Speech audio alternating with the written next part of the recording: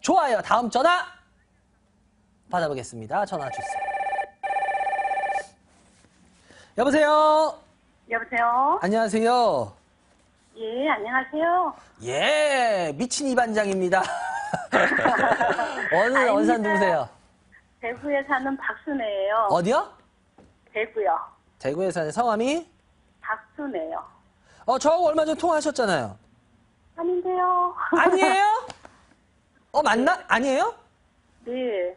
그래요? 저는 처음 통화하는데. 아, 그래요? 네. 한번 찍어봤어요. 틀렸네? 그래요, 순애님. 근데 제가 옛날에 좋아했던 탤런트 중에 한 명이 이 이름이 박순애 씨가 있었어요. 혹시 아세요? 옛날 네. 탤런트. 네. 청초함.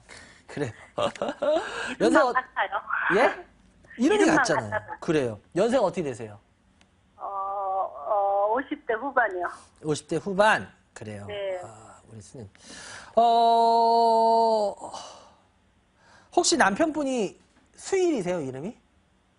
아니요, 아닌데요. 아, 그래요? 정환이. 아, 그래요? 아니, 왜냐면 그 유명한 순애의 남자친구는 수일이잖아요.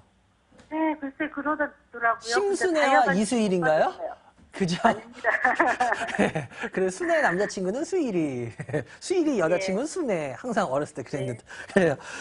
우리 순애님, 주식 갖고 계신 거 어떤 거 갖고 계세요? 오스템 임플란트. 오스템 임플란트. 매수가 얼마요? 23,000원, 비중은요? 40%. 또요? 그 다음에 우양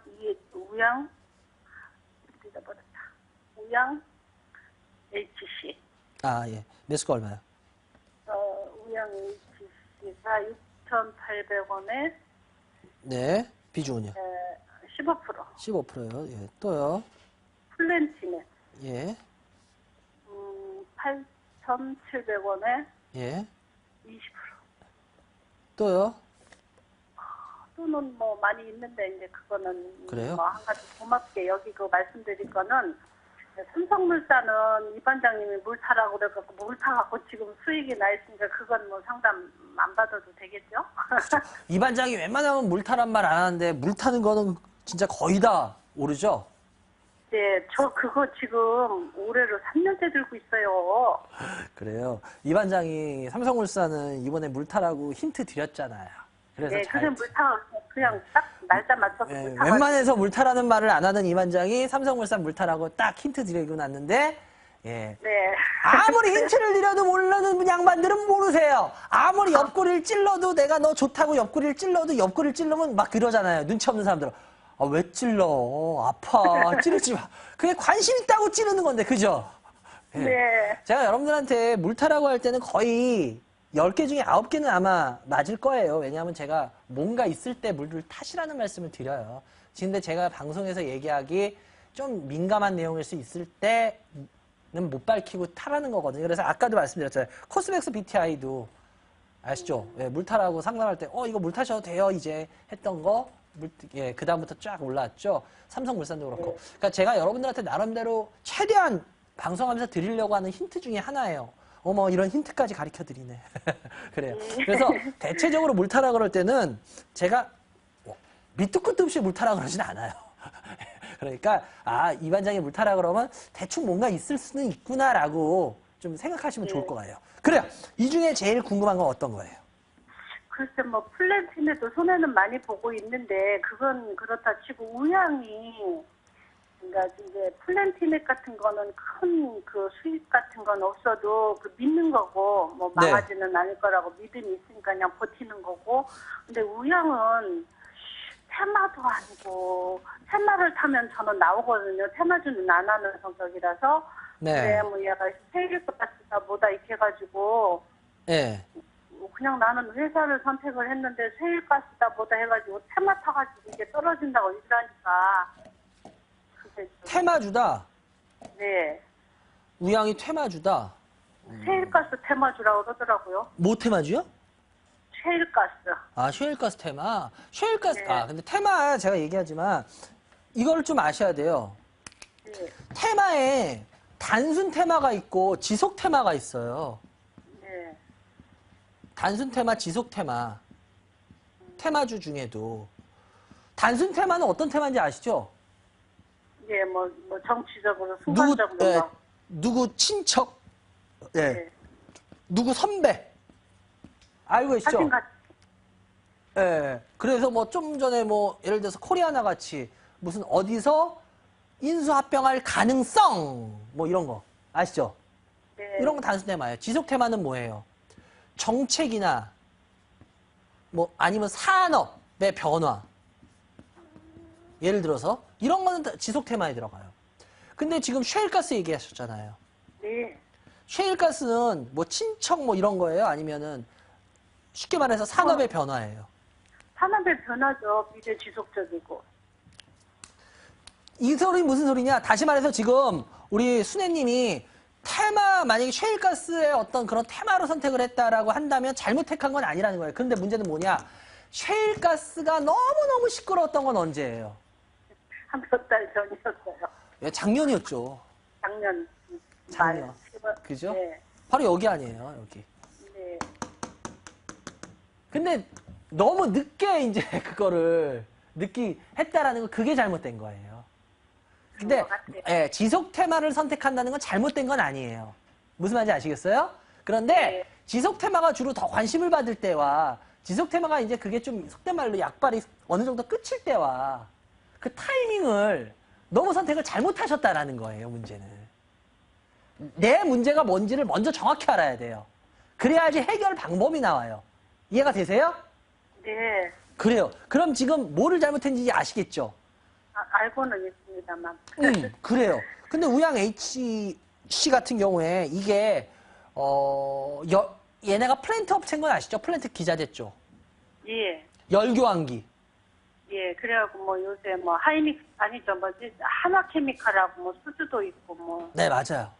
근데 이 회사가 주로 나오는 게 플랜트 관련인데 플랜트에는요 화공, 비화공이 있어요.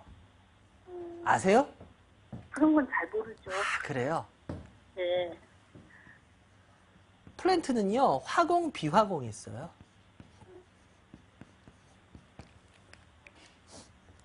제가 삼성 엔지니어링 주가 분명히 어느 정도 회복할 겁니다. 올라올 겁니다라고 방송에서 계속 말씀드렸던 거 기억나세요? 예. 빅베스 떨고 나면은 반등할 겁니다. 예. 계속 기억나세요? 얘기했던 거? 예. 삼성 엔지니어링 주가 그래도 꾸준히 저점 잡고 그다음부터 계속 올라오고 있는 거 아세요? 예. 좀씩 요새 좀씩? 보고 있- 예. 제가 왜 이 얘기를 하냐? 마찬가지입니다. 아, 삼성 엔지니어링이 엔지니어링 중에 화공하고 비화공 중에 우리나라 업체들이 다 화공이 훨씬 세요. 화공이. 화공. 그리고 비화공이 약해요. 삼성 엔지니어링이 빅베스 나오고 이런 것도 문제였지만 빅베스 쪽 그 비용 많이 떠는 거. 삼성이 어떻게 보면은 이거를 시도하는 과정이었어요. 그게. 근데 이 부분에 대해서 코멘트를 해주시는 분들이 안 계시더라고요.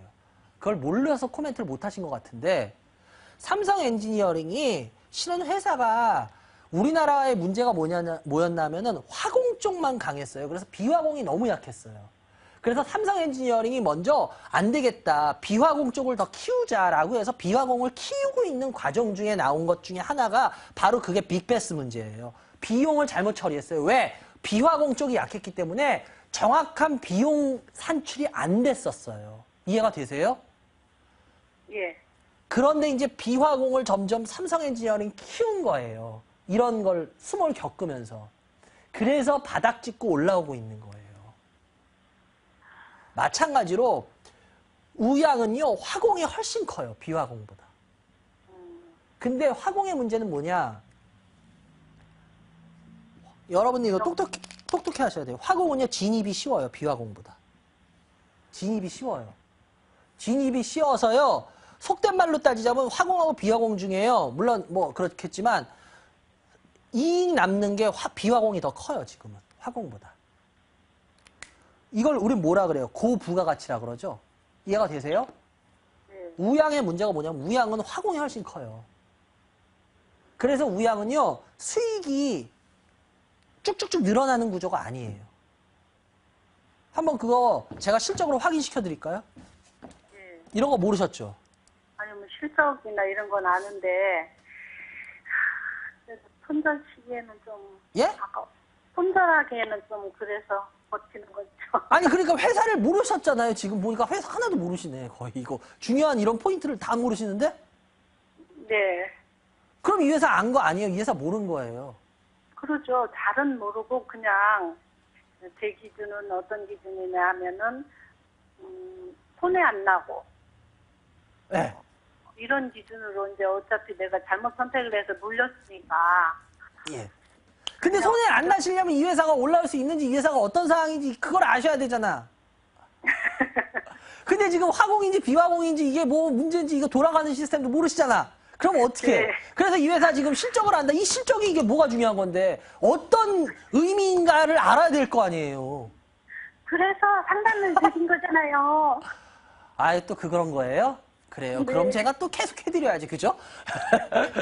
그래요. 실적이 보시면 알겠지만 어때요? 느는 구조는 아니죠?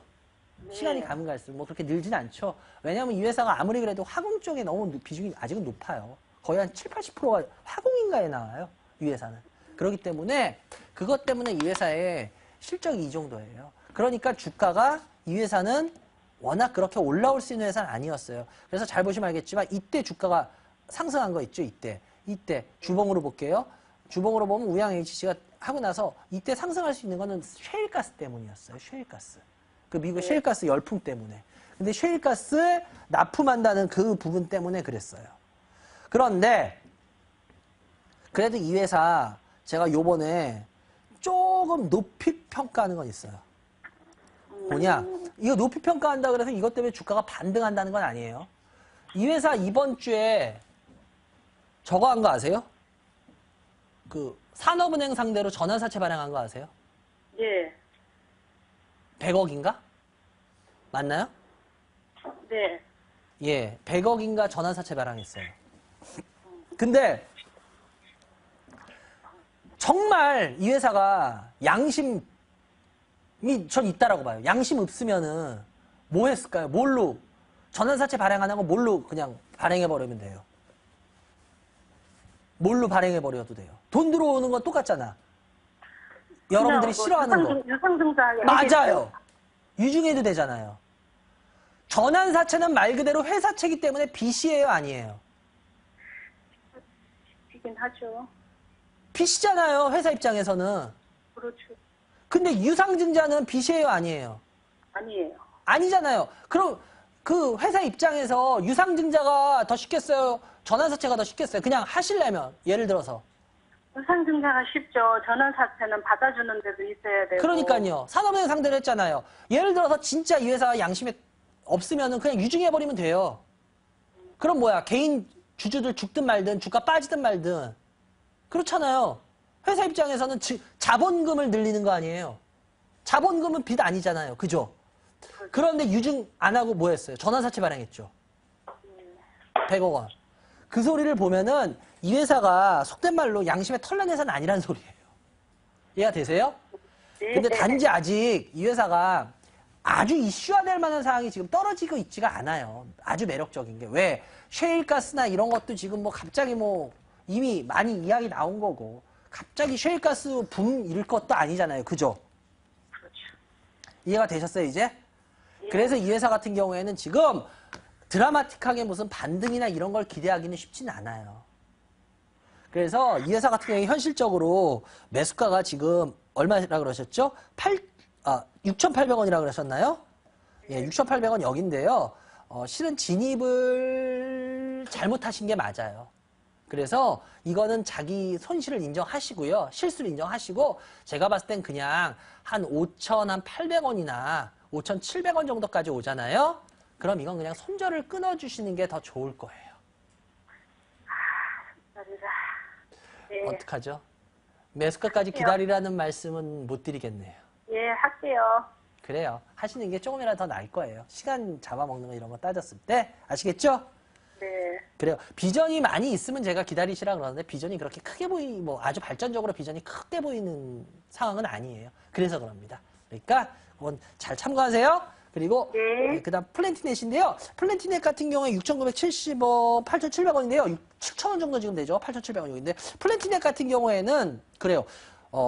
참 이게 주식이 그래요. 여러분 보시면 알겠지만 빠져서 버틸 것 같은데 어때요? 또 빠지죠. 예, 또 빠지고 나서 물론 또 빠질 수는 있어요. 근데 주식이 그 다음에 올라올 소지가 있냐 없냐가 중요하는데 플랜티넷 같은 경우에도 제가 봤을 때 뭐 그렇게 올라올 만한 소지가 많지는 않아요. 근데 더군다나 이번에 그래도 외국인들이 그래도 좀 들어와 줬거든요. 예. 이런 종목은 외국인들의 비중이 얼마 없지만 외국인들이 들어올 때가 그래도 좀 이 주식이 단기로는 반등할 수 있는 시점은 낮아요. 그래서 요번에 반등을 좀 해주는 게 좋을 것 같아요. 근데 이거 같은 경우에도 그나마 다행인 건 뭐냐면 비중들이 다 안 크세요. 예, 이거는 그러니까 그러니까 소형주는 비중을 무서워서 많이 시키는 그래, 잘하셨어요. 잘하셨어요. 내가 자기가 그 주식을 모를 때는 그러는 게 좋아요. 주식을 알 때는 상관이 없는데. 그래서 이거 같은 경우에도 제가 봤을 땐 7,000원, 8,000원 금방 있죠. 네. 8,000원 금방까지 오면은, 이 플랜티넷도, 8,000원 금방이라도, 그래요. 플랜티넷은 좋습니다. 그냥 매수가까지 오시면 그냥 파세요. 네. 예. 먹을 생각은 하지 마세요. 그냥 아니, 매도가. 저는 원래 그게 왜냐면 이게 물린 종목은 매수가까지 오면 파는 게 원칙인 게 그러셨어요? 해보니까 왜냐면 저점에서 산 분은 내 매수가까지 오면 뭐 엄청난 어유, 그런 생각도 하세요. 오, 네. 고수신데. 그래요. 그런 생각 갖고 하시는 게 좋아요. 맞아요. 그러니까, 그거는 매수가까지 근처 오면 자르세요. 네. 그래요. 그리고 마지막 오스템 임플란트인데요. 오스템 임플란트 24,000원 40%, 24,000원. 오스템 임플란트 같은 경우에 지금 약간 수익 구간 나셨죠? 예, 근데 일단은 네. 오스템 같은 경우에도 일단은 더 이상 하락은 멈춰서 다행이에요. 여기서 더 빠졌으면 얘는 진짜 골치 아플 뻔했는데 그래도 버텨주면서 올라오면서 이제 저항 구간 나오는데 오스템 임플란트 빠른 상승이나 이런 거는 쉽지 않을 거예요. 예, 왜냐하면 중국 쪽이 아무리 그래도 중국 쪽에서 답이 이제 그렇게 쉽게 나오진 않을 겁니다. 그래서 제가 봤을 때는 오스템 임플란트 같은 경우에 지금 비중 40%인데요. 요 정도 가격에서 여기서 조금만 더 올라오면 비중 한 10% 정도는 줄여놓으세요. 그리고 네. 한 20에서 30%만 가져갔으면 좋겠어요. 아시겠습니까? 네. 예, 절대 무리하지 마시고요. 예, 한 10%. 네. 네. 비중을 20에서 30%만 가져간다라는 생각 가지세요. 40%까지는 네. 비중 너무 많아요.